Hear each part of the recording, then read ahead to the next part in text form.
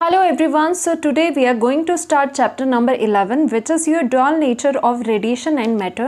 So सबसे पहले समझते हैं radiation and matter को. Radiation का मतलब क्या हो जाएगा यहाँ पर? Radiation का मतलब आप लाइट से भी ले सकते हो या फिर EM रेडिएशन जो हमने EM स्पेक्ट्रम में पढ़ा था, EM रेडिएशन, या फिर आप लाइट भी कह सकते हो. तो रेडिएशन ये हो जाएगी. और पहले क्या माना जाता था कि जो रेडिएशन है उसका कैसा नेचर होता है, वेव नेचर होता है. ओनली वेव की तरह हमें ये लगती थी कि वेव नेचर ही होता है, पार्टिकल नेचर नहीं होता. और जैसा आपका ये मैटर है, मैटर क्या होता है? हम सभी के चारों ओर जो सराउंडिंग में है सभी मैटर है. मैटर किससे बनता है? एटम्स से. एटम्स में इलेक्ट्रॉन्स होते हैं. ओके, तो मैटर का हमें पता था कि इसका ओनली पार्टिकल नेचर होगा. ओके, पार्टिकल नेचर होगा ओनली. बट एक्चुअल में क्या होता है, कुछ ऐसे एक्सपेरिमेंट्स हुए जिन्होंने इंडिकेट करा कि मैटर हो चाहे आपका रेडिएशन हो, दोनों का ही ड्यूअल नेचर होता है. यानी कि मैटर का पार्टिकल नेचर के साथ साथ वेव नेचर भी होगा. ओके, वेव नेचर भी होगा. एंड रेडिएशन का वेव नेचर होने के साथ साथ पार्टिकल नेचर भी होगा. पार्टिकल नेचर भी होगा. बस ये वाला जो थिंग है ये आपने इस पूरे चैप्टर में पढ़ना है. ओके, सो इंट्रोडक्शन में यहाँ पर क्या है? Earlier light means radiation, EM radiation या फिर लाइट आप कह सकते हो, was considered only as a wave. Wave nature माना जाता था इसका. बट सर्टेन फिनोमिना लाइक आपका जो फोटो इलेक्ट्रिक इफेक्ट होगा, जो हम लेटर ऑन डिस्कस करेंगे, could only be explain if light behaves as a particle. तो ये सर्टेन फिनोमिना थे, एक्सपेरिमेंट्स थे, वो तभी एक्सप्लेन होने थे अगर हमने लाइट को पार्टिकल नेचर भी मानते अगर लाइट का हम. ओके, तो यहाँ से हमें सब चीज़ों से पता चला कि इनका ड्यूअल नेचर होता है. ऑल्सो मैटर, आपको पता है matter has the particle nature तो होता है, but as well as the wave nature भी इसका होता है. सो बेसिकली इस चैप्टर में क्या पढ़ना है? This chapter we will learn about the wave particle duality. यानी कि वेव नेचर भी होगा तो पार्टिकल नेचर भी होगा, जैसे इनका रेडिएशन एंड मैटर का. तो इनकी ड्युअलिटी को पढ़ना है हमने. It explains how light, that is the radiation and matter, behave both like particles and waves under different condition. तो हम ये सारी चीज़ें देखेंगे वेव एंड पार्टिकल नेचर को. ओके, सो इससे पहले एक्सपेरिमेंट्स से जाने से पहले आज हम अभी इस लेक्चर में डिस्कस करेंगे फ्री इलेक्ट्रॉन्स क्या होते हैं एंड वर्क फंक्शन क्या होता है. ओके, सो फ्री इलेक्ट्रॉन्स क्या होते हैं? सपोज करिए आपका ये यहाँ पर एटम है. आपको पता है जैसे मैटर है, मैटर में एटम्स होते हैं, एटम्स में आपके इलेक्ट्रॉन्स होते हैं. तो ये आपका आउटर मोस्ट जो शेल होती है, सबसे लास्ट वाली, ये न्यूक्लियस है बीच में, ये सबसे लास्ट वाली जो शेल होती है उसको वैलेंस शेल भी कहा जाता है. आउटर मोस्ट शेल के जो इलेक्ट्रॉन्स है, जैसे यहाँ पे ये आउटर मोस्ट शेल में जो इलेक्ट्रॉन्स है, ये क्या होता है, ये इजीली लॉस्ट हो जाते हैं, इन्हें इजीली लूज करा जा सकता है.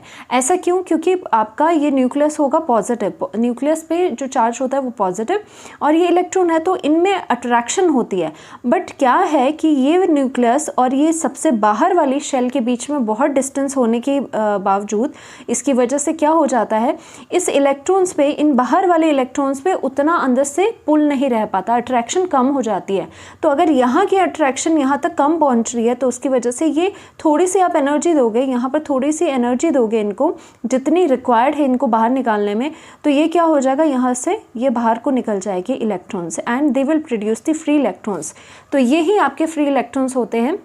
Okay, in any atom, free electrons are the outermost electrons or the valence electrons होते हैं. These electrons are not tightly bound. As the attraction between the nucleus and these electrons are less. आपको पता है distance की वजह से, क्योंकि ये बहुत फार अपार्ट है आपका न्यूक्लियस से, सबसे लास्ट वाली शेल है, तो इसकी वजह से इन दोनों के बीच में अट्रैक्शन कम हो जाएगी, इजीली इलेक्ट्रॉन बाहर को निकल जाएगा, इजीली लॉस्ट हो जाता है ये, हैंस आपको फ्री इलेक्ट्रॉन्स मिल जाएंगे. आफ्टर गेनिंग एनर्जी, वही बात हो रही है, after gaining the energy the valence electron become free and move freely in a metal. अगर जैसे metal, suppose this is a metal surface, आपकी मेटल सरफेस है यहाँ पर. अब क्या हो जाएगा, मेटल में आपको पता है एटम्स होते हैं. जैसे मैं अगर इसको पहले यहाँ पर ऐसा बनाऊँ, this is the metal surface, तो मेटल में यहाँ पर बहुत सारे एटम हो गए आपके. ओके, तो एटम में क्या होगा, तो यहाँ पर समहाउ ये जो लास्ट के आउटर मोस्ट इलेक्ट्रॉन है ये लूजली बाउंडेड तो है, तो ये यहाँ पर निकल जाता है, तो आपको यहाँ पर फ्री इलेक्ट्रॉन्स बहुत सारे मेटल के सरफेस पे दिखने शुरू हो जाएंगे. तो अगर एक एटम है, एक एटम में से आप इलेक्ट्रॉन को निकाल रहे हो, एक इलेक्ट्रॉन को निकाल रहे हो, तो बाकी क्या बचा, बाकी रिमेनिंग जो पार्ट आपका बचेगा वो तो पॉजिटिव में बचेगा, राइट. और मेटल के केस में इसे कर्नल्स कहा जाता है। जो आपके पॉजिटिव आयंस बच जाते हैं इलेक्ट्रॉन के रिमूवल के बाद, उसे कर्नल्स कहा जाता है। ओके, तो यहाँ पर भी यही हो रहा है कि एटम्स थे, उसमें से जो आउटर मोस्ट इलेक्ट्रॉन था, हर एटम की बात हो रही है, हर एटम की बात हो रही है। आउटर मोस्ट इलेक्ट्रॉन था, सम उसने एनर्जी ली हल्की सी, तो यहाँ पर जितनी भी रिक्वायर्ड है, तो यहाँ पर इलेक्ट्रॉन बाहर को चला गया, इलेक्ट्रॉन फ्री हो गया, अभी भी सरफेस पर है, मेटल के सरफेस से अभी बाहर नहीं गया है, सिर्फ उसके सरफेस पर है। और इसकी वजह से यहाँ पर क्या हो गया, ये पॉजिटिव आयंस बन गए आपके, और इलेक्ट्रॉन्स ऐसे ही यहाँ पर ऐसे सी ऑफ इलेक्ट्रॉन्स बोलते हैं इसे, सी ऑफ इलेक्ट्रॉन्स बन जाएगा। तो यहाँ पर like in metal these free electrons move freely around the positive metal ion known as kernel। In positive metal की जो आयन है उन्हें कर्नल्स भी कहा जाता है, forming a sea of free electron. और ये फ्री इलेक्ट्रॉन अभी क्या है, इनके पास अभी इतनी एनर्जी नहीं है कि ये मेटल के सरफेस को छोड़ के बाहर चला जाए। ओके, इनके पास इतनी एनर्जी नहीं है, इस वजह से क्या है, ये यहीं पे रिवॉल्व कर रहे हैं। इसी की वजह से कंडक्शन जो होती है मेटल में, वो भी इन्हीं फ्री इलेक्ट्रॉन्स की वजह से होती है। ऑलराइट, सो आपको फ्री इलेक्ट्रॉन्स के बारे में तो पता चल गया। So even the free electrons move inside a metal, metal के सरफेस के ऊपर ही ये मूव करते रहेंगे, उससे बाहर नहीं जाएंगे। They can not escape from its surface on its own, खुद से तो ये नहीं जा सकते, इनकी इतनी एनर्जी नहीं होती कि ये एस्केप करे। This is because they are bound by an electrostatic force, the attraction between the positive metal ions. देखो एक्चुअल में क्या होगा कि आपका यहाँ पर पॉजिटिव आयन है जिन्हें हम कर्नल्स कह रहे थे, राइट। अगर मान लीजिए इलेक्ट्रॉन चला भी गया, समहाउ इसने कोशिश करी इस सरफेस से अपने ही दम पे, अपने ही ऑन इट्स ओन बाहर निकलने के लिए, तो ये जो पॉजिटिव आपके पास आयन है वो इलेक्ट्रोस्टैटिक इंट्रैक्शन से इससे पीछे को खींच लेगा। दैट मीन्स ये ऑन देयर ओन ये इससे बाहर नहीं निकल सकते। तो इसमें क्या हो जाएगा आपका, this binding creates a kind of energy barrier. तो एक काइंड ऑफ एनर्जी बैरियर हो गया ना, कि some sort of energy electrons के पास होनी चाहिए तभी वो बाहर को निकल सकता है। सो यहाँ से बात आती है वर्क फंक्शन के बारे में। सो electrons must need minimum energy, electrons के पास इतनी मिनिमम कुछ एक आपने एनर्जी बैरियर क्रिएट कर लिया ना उसको बाहर जाने के लिए, तो इन जो इलेक्ट्रॉन्स होते हैं must need some minimum energy to overcome this barrier which is known as the work function. तो यहाँ से आता है आपका वर्क फंक्शन।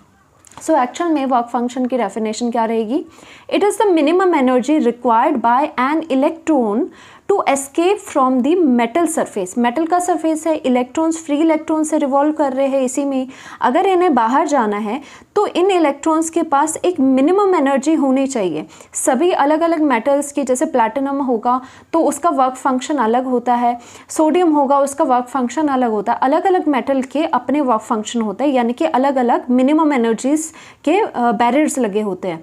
तो अगर इन इलेक्ट्रॉन्स को बाहर जाना है तो इस मेटल की एक मिनिमम एनर्जी है जिसे वर्क फंक्शन कहा जाता है, वो उतनी एटलीस्ट उसके पास होनी चाहिए या फिर उससे ज़्यादा हो सकती है तो वो बाहर जाएगा। Okay, so it is the minimum energy required, minimum इतनी एनर्जी तो होनी चाहिए उसके पास तभी ये बाहर को चला जाएगा। It is denoted by the phi से डिनोट ये होता है, इसके यूनिट्स इलेक्ट्रॉन वोल्ट में होता है क्योंकि it is a kind of energy. और अगर आप जूल में देखो तो 1 electron volt it is equal to 1.6 into 10⁻⁻19 joule होता है।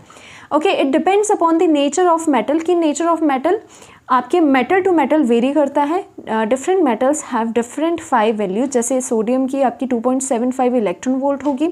प्लैटिनम अगर आप मेटल चेंज कर दोगे तो उसके इलेक्ट्रॉन्स को एस्केप करने के लिए आपका जो वर्क फंक्शन होगा वो आपका इतना हो जाएगा। तो डिफरेंट मेटल्स के लिए डिफरेंट आपका वर्क फंक्शन है और इसकी डेफिनेशन आपको राइट इस तरह से करनी आनी चाहिए।